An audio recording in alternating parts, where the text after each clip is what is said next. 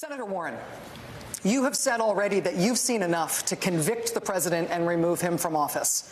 You and 4 of your colleagues on this stage tonight, who are also U.S. senators, may soon have to take that vote. Will you try to convince your Republican colleagues in the Senate to vote the same way? And if so, how? Of course I will. And the obvious answer is to say, first, read the Mueller report, all 442 pages of it that showed how the president tried to obstruct justice. And when Congress failed to act at that moment, it meant the president felt free to break the law again and again and again. And that's what's happened with Ukraine. We have to establish the principle, no one is above the law. We have a constitutional responsibility, and we need to meet it.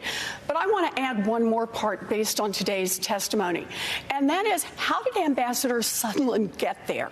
You know, this is not a man who had any qualifications except one. He wrote a check for $1 million. And that tells us about what's happening in Washington. The corruption, how money buys its way into Washington. You know, I raised this months ago about the whole notion that donors think they're going to get ambassadorships on the other side.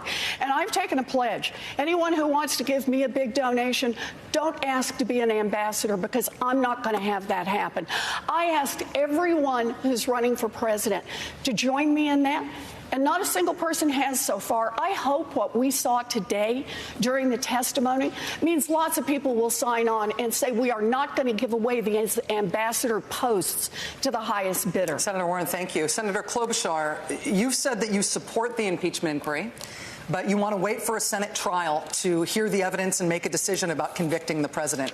After the bombshell testimony of Ambassador Sondland today, has that view changed for you?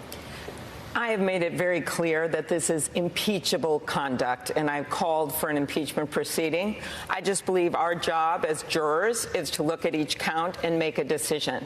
But let me make very clear that what this impeachment proceeding about is really our democracy at stake. This is a president that not only with regard to his conduct with Ukraine, but every step of the way puts his own private interests, his own partisan interests, his own political interests in front of our country's interest. And this is wrong.